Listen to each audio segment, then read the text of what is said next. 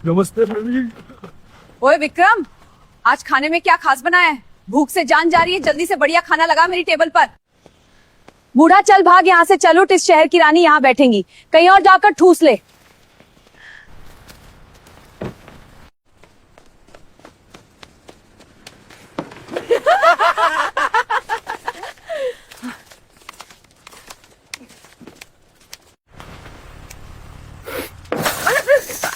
इस दाल में तो बिल्कुल स्वाद नहीं है, क्या मिट्टी मिलाई है इसमें? माफ कर दीजिए मैडम जी, अगली बार ध्यान रखूंगा।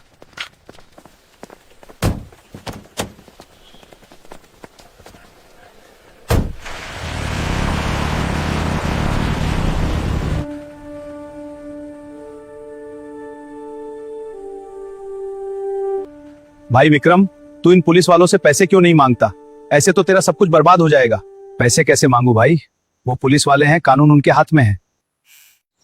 अगर मैंने पैसे मांगे तो वो मुझे किसी झूठे केस में फंसाकर जेल में डाल देंगे। मेरा परिवार सड़क पर आ जाएगा। यह ढाबा ही मेरी जिंदगी है। मैं गरीब आदमी हूं। हाँ, ये पुलिस वाले गरीब के साथ ही ऐसा करते हैं। पता नहीं खुद को क्या समझते हैं। लेकिन तुम उदास मत हो, भगवान के घर देर है अंधेर नहीं। अच्छा, अपना ख्याल रखना, मैं अब चलता हूं।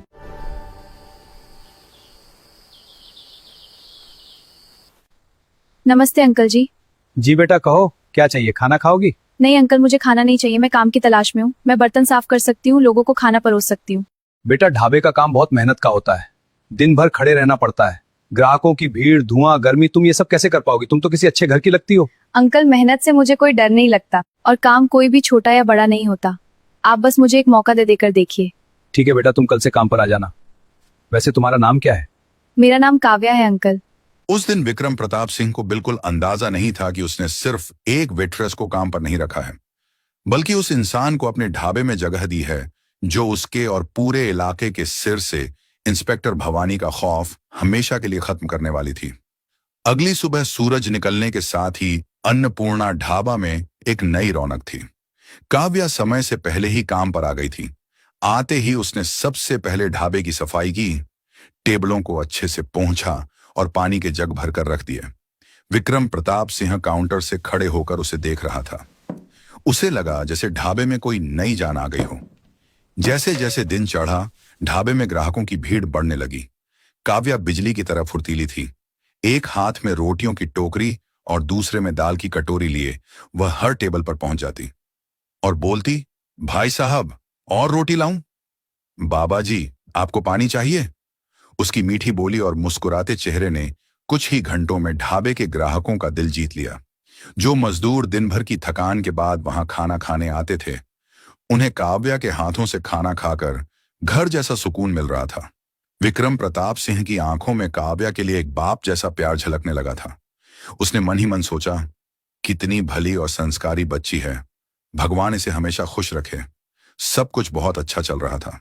लेकिन जैसे ही घड़ी की सुई दोपहर के 1:45, 1:45 पर पहुंची, विक्रम के चेहरे की चमक अचानक गायब हो गई। उसकी मुस्कान की जगह एक गहरे डर ने ले ली। उसने अपने हाथों को आपस में रगड़ना शुरू कर दिया, जो उसकी घबराहट की निशानी थी। काव्या काउंटर के पास से गुजरी तो उसने विक्रम का उतरा हुआ चेहरा देख लिया। वह रुकी और बहुत ही फिक्र के साथ बोली, क्या हुआ अंकल जी? आपकी तबीयत तो ठीक है, अचानक इतने परेशान क्यों लग रहे हैं? विक्रम ने एक गहरी सांस ली और बाहर सड़क की तरफ देखते हुए धीमी आवाज में कहा, बेटी, अब वो समय आ गया है जब इस ढाबे की शांति छिन जाएगी। वो लोग आने वाले हैं। काव्या ने अनजान बनते हुए पूछा, कौन लोग अंकल? इससे पहले कि विक्रम कुछ कह पाता, बाहर सड़क पर ब्रेक लगने की एक तेज और कर्कश आवाज आई। छी! ढाबे में बैठे हर इंसान की नजर बाहर की तरफ घूम गई। सड़क पर धूल उड़ाती हुई पुलिस की वही जीप आकर रुकी थी। ढाबे के अंदर जो हंसी मजाक चल रहा था, वह एकदम से बंद हो गया, जैसे किसी ने टीवी का म्यूट बटन दबा दिया हो। खाना खा रहे लोगों के हाथ रुक गए। काव्या ने दरवाजे की तरफ देखा। जीप का दरवाजा खुला और भारी काले जूतों ने जमीन पर कदम रखा। वो इंस्पेक्टर भवानी थी। उसके पीछे उसके तीनों हट्ठा कट्ठा हवलदार थे, जिनकी बेल्ट ढीली थी और चाल में गुंडों जैसी अकड़ थी। भवानी ने अपनी आंखों से काला चश्मा उतारा और अपने डंडे को हाथ पर ठोकते हुए अंदर घुसी। उसकी नजर पूरे ढाबे पर घूमी। एक कोने की टेबल पर दो कॉलेज के लड़के बैठे खाना खा रहे थे। भवानी के एक हवलदार ने पास जाकर डंडा मेज पर जोर से मारा। चल उठ यहां से, दिखाई नहीं देता मैडम जी आ गई हैं। बेचारे लड़के डर के मारे अपना खाना वहीं छोड़कर भाग खड़े हुए। विक्रम प्रताप सिंह काउंटर से बाहर आ गया और हाथ जोड़कर उनके सामने खड़ा हो गया। नमस्ते मैडम जी, आइए बैठिए। विक्रम की आवाज डर से कांप रही थी। भवानी धम्म से कुर्सी पर बैठ गई।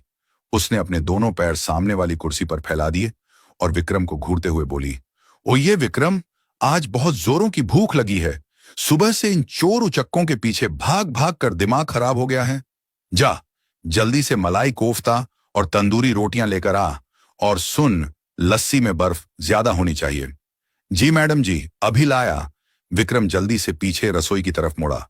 उसने काव्या को देखा और धीरे से कहा, बेटी तुम पीछे ही रहना, मैं खुद उन्हें खाना दे आऊंगा। वो लोग ठीक नहीं हैं। लेकिन काव्या कहां रुकने वाली थी। उसकी आंखों में कोई डर नहीं था। वह बिल्कुल शांत थी। जैसे ही खाना तैयार हुआ, काव्या ने थाली उठाई और भवानी की टेबल की तरफ चल दी। विक्रम उसे रोकता रह गया। काव्या ने बिना किसी हिचकिचाहट के प्लेटें भवानी और उसके हवलदारों के सामने रख दी। भवानी ने तिरछी नजर से काव्या को देखा। अरे वाह विक्रम, ढाबे पर नई छोकरी रख ली, देखने में तो बड़ी तेज लगती है। भवानी ने एक भद्दी सी हंसी हंसते हुए कहा। उसके हवलदार भी ही करके हंसने लगे। काव्या ने उनकी बातों का कोई जवाब नहीं दिया। उसने बस इतना कहा, मैडम अगर कुछ और चाहिए हो तो बता दीजिएगा। उसकी आवाज में इतनी सख्ती और आत्मविश्वास था कि भवानी की हंसी एक सेकंड के लिए रुक गई। उसे अजीब लगा कि इस मामूली सी वेट्रेस की आवाज में कोई कांपन क्यों नहीं है। भवानी और उसके आदमी जानवरों की तरह खाना खाने लगे। खाते हुए वे जोर जोर से गालियां बक रहे थे और आसपास बैठे ग्राहकों को घूर घूर कर डरा रहे थे। ढाबे का माहौल एकदम घुटन भरा हो गया था। विक्रम बस यही मना रहा था कि ये लोग जल्दी खाएं और यहां से जाएं। आधे घंटे बाद भवानी ने डकार ली। उसने पास रखे जग से पानी पिया और बचा हुआ पानी वहीं फर्श पर फेंक दिया। फिर वह अपनी कुर्सी से उठी। उसके तीनों हवलदार भी उठ खड़े हुए। विक्रम ने राहत की सांस ली कि चलो, आज का दिन भी निकल गया। भवानी बेल्ट ठीक करते हुए दरवाजे की तरफ बढ़ने लगी। हर रोज की तरह पैसे देने का तो कोई सवाल ही नहीं था। वे ढाबे के दरवाजे से बस बाहर निकलने ही वाले थे कि अचानक पीछे से एक बहुत ही साफ और तेज आवाज आई, रुकिए। पूरे ढाबे में सन्नाटा छा गया। जो जहां था वहीं रुक गया। विक्रम प्रताप सिंह का दिल तो जैसे धड़कना ही भूल गया। यह आवाज काव्या की थी। भवानी के कदम दरवाजे पर ही रुक गए। उसने धीरे से पीछे मुड़कर देखा।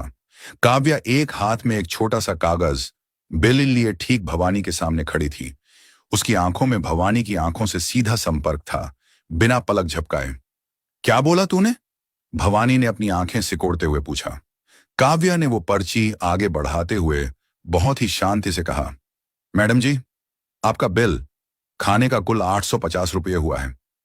अगर उस वक्त ढाबे में कोई सुई भी गिरती तो उसकी आवाज सुनाई दे जाती। लोग अपनी सांसें रोक कर देख रहे थे कि अब क्या होगा। आज तक पूरे इलाके में किसी की भी इतनी हिम्मत नहीं हुई थी कि वह इंस्पेक्टर भवानी से पैसे मांग सके। भवानी को अपने कानों पर यकीन नहीं हुआ। उसे लगा जैसे किसी ने सरेआम उसके गाल पर तमाचा मार दिया हो। उसका चेहरा गुस्से से तमतमा गया और आंखें लाल हो गईं। बिल? तू मुझसे बिल मांग रही है? भवानी चिल्लाई। उसकी आवाज से ढाबे की दीवारें गूंज उठीं। तेरी इतनी हिम्मत कि तू इंस्पेक्टर भवानी से पैसे मांगेगी? तू जानती नहीं है मैं कौन हूं। काव्या ने बिना अपनी जगह से हिले कहा, आप पुलिस इंस्पेक्टर हैं और इसी वजह से आपको सबसे पहले कानून और नियम मानने चाहिए। आपने यहां खाना खाया है, आप एक ग्राहक हैं और हर ग्राहक को अपना बिल देना पड़ता है। भवानी का एक हवलदार गुस्से से आगे बढ़ा। ए छोकरी, जुबान संभाल के बात कर, अभी डंडे से मार मार कर तेरी सारी हेकड़ी निकाल दूंगा। विक्रम प्रताप सिंह दौड़कर आगे आया और काव्या के सामने हाथ जोड़कर खड़ा हो गया। उसकी आंखों से आंसू बहने लगे थे। मैडम जी, माफ कर दीजिए, ये नई है, इसे कुछ पता नहीं है, मैं इसके पैर पड़ता हूं, इसे छोड़ दीजिए, मुझे कोई पैसे नहीं चाहिए, आप लोग जाइए। विक्रम रोते हुए गिड़गिड़ाने लगा। भवानी ने विक्रम को जोर से धक्का दिया, जिससे वह पीछे जा गिरा। फिर वह काव्या के बिल्कुल करीब आ गई। दोनों के बीच बस कुछ ही इंच का फासला था। भवानी ने दांत पीसते हुए कहा, सुन ले ए दो कौड़ी की वेट्रेस, आज तो मैं जा रही हूं, लेकिन अगली बार जब मैं आऊंगी तो तू खुद अपने हाथों से मुझे मुफ्त में खाना खिलाएगी। और अगर तूने फिर से अपनी ये जुबान चलाई ना, तो इस ढाबे को आग लगा दूंगी और तुझे ऐसी जेल में डालूंगी कि तेरी लाश भी बाहर नहीं आएगी, समझी? भवानी ने जोर से एक लात पास रखी कुर्सी पर मारी। कुर्सी दूर जाकर गिरी और टूट गई। इसके बाद वह पैर पटकते हुए बाहर निकली, अपनी जीप में बैठी और तेजी से जीप वहां से भगा ले गई। ढाबे के अंदर अभी भी खौफ का सन्नाटा था। कोई कुछ नहीं बोल रहा था। विक्रम प्रताप सिंह जमीन पर बैठा फूट फूट कर रो रहा था। ये तुमने क्या कर दिया बेटी, ये तुमने क्या कर दिया? विक्रम रोते हुए बोला। अब वो चुड़ैल मेरा ढाबा बंद करवा देगी, वो हमें नहीं छोड़ेगी। हम गरीब लोग हैं बेटी, हम पुलिस वालों से नहीं लड़ सकते। काव्या धीरे से विक्रम के पास गई। उसने विक्रम का हाथ पकड़कर उसे उठाया और कुर्सी पर बिठाया। फिर उसने पानी का एक गिलास उसे दिया। काव्या की आंखों में विक्रम के लिए बहुत दर्द था, लेकिन उसकी आवाज में एक अजीब सी ताकत थी। उसने विक्रम के कंधे पर हाथ रखा और बहुत ही प्यार और मजबूती से कहा, अंकल जी, रोना बंद कीजिए। गलत सहना भी गलत करने के बराबर होता है। अगर हम डरते रहेंगे तो ये लोग हमें डराते रहेंगे। आप घबराइए मत, मैंने कोई गलती नहीं की है और मैं आपको विश्वास दिलाती हूं, आपका ये ढाबा कोई बंद नहीं कर सकता। जो सही है उसकी हमेशा जीत होती है। विक्रम ने आंसू भरी आंखों से काव्या को देखा। उसे समझ नहीं आ रहा था कि इस मामूली सी लड़की में इतनी हिम्मत कहां से आ रही है, लेकिन काव्या की बातों ने विक्रम के डरे हुए दिल में एक छोटी सी उम्मीद की किरण जरूर जगा दी थी। उधर जीप में बैठी भवानी गुस्से से पागल हो रही थी। उसे लग रहा था जैसे एक चींटी ने शेरनी को चुनौती दे दी हो। उसने तय कर लिया था कि अब वह उस वेट्रेस और उस ढाबे का नामो निशान मिटा देगी। उसे नहीं पता था कि जिस चींटी को वह कुचलना चाहती है, वह असल में एक ऐसी आग थी जो बहुत जल्द उसके पूरे घमंड और भ्रष्ट करियर को जलाकर खाक करने वाली थी। उस घटना के बाद अन्नपूर्णा ढाबा में एक अजीब सा डर भरा सन्नाटा पसर गया था। जो ग्राहक रोज वहां मजे से खाना खाने आते थे, वो अब जल्दी जल्दी अपना खाना खत्म करके निकल जाते। सबको लग रहा था कि इंस्पेक्टर भवानी वापस जरूर आएगी और इस बार वो कुछ बहुत बुरा करेगी। विक्रम प्रताप सिंह की तो रातों की नींद ही उड़ गई थी। उसे हर वक्त सड़क से गुजरने वाली हर जीप की आवाज भवानी की ही लगती थी। लेकिन इन सब के बीच सिर्फ एक ही इंसान था जो बिल्कुल बेफिक्र और शांत था, काव्या। वह पहले की तरह ही मुस्कुराते हुए ग्राहकों को खाना परोसती, टेबल साफ करती और विक्रम को दिलासा देती। 3 दिन बीत गए। विक्रम को लगा शायद भवानी मामले को भूल गई है, लेकिन भ्रष्ट और घमंडी लोग इतनी जल्दी अपनी बेइज्जती कहां भूलते हैं। चौथे दिन दोपहर के करीब 2 बज रहे थे। ढाबे में अच्छी खासी भीड़ थी। विक्रम काउंटर पर बैठा हिसाब मिला रहा था। काव्या ग्राहकों को खाना दे रही थी। तभी अचानक बाहर सड़क पर 2-3 गाड़ियों के एक साथ रुकने की तेज आवाज आई। ढाबे में बैठे लोगों की नजरें खिड़कियों की तरफ घूम गईं। विक्रम का दिल धक से रह गया। सामने सिर्फ एक जीप नहीं थी, बल्कि पुलिस की 2 गाड़ियां खड़ी थीं और उनसे उतरी इंस्पेक्टर भवानी। लेकिन आज वह अकेली नहीं थी। उसके साथ उसके 3 हवलदारों के अलावा थाने के कुछ और पुलिस वाले भी थे। भवानी के हाथ में इस बार डंडा नहीं, बल्कि एक हंटर था। भवानी ने ढाबे के बाहर लटके हुए अन्नपूर्णा ढाबा के बोर्ड को देखा और एक गंदी सी मुस्कान के साथ अंदर कदम रखा। ढाबे के अंदर का माहौल एकदम से जम गया। लोग डर के मारे अपनी कुर्सियों से थोड़ा पीछे खिसक गए। भवानी की आवाज बिजली की तरह कड़की, विक्रम! विक्रम कांपते पैरों से आगे आया। उसके हाथ अपने आप जुड़ गए। जी मैडम जी, भवानी ने घूरते हुए कहा। बहुत चल रहा है तेरा ये ढाबा, है ना? आज देखते हैं ये कैसे चलता है। फिर उसने जोर से चिल्लाकर कहा, ए लड़की, कहां मर गई वो वेट्रेस? काव्या रसोई से बाहर आई। उसने अपने हाथ तौलिए से पोंछे और बिल्कुल सीधे खड़ी हो गई। उसकी आंखों में न तो कोई घबराहट थी और न ही भवानी का कोई खौफ। काव्या ने शांत आवाज में कहा, मैं यही हूं मैडम। भवानी काव्या के पास गई और उसे सिर से पैर तक देखा। बड़ी हेकड़ी थी ना तेरे अंदर उस दिन, आज तेरी वो हेकड़ी निकालने ही आई हूं मैं। चल खाना लगा।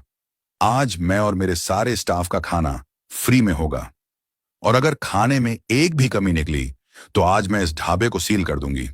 विक्रम के पैरों तले जमीन खिसक गई। मैडम जी, रहम कीजिए, हम गरीब लोग हैं। चुप कर बुड्ढे,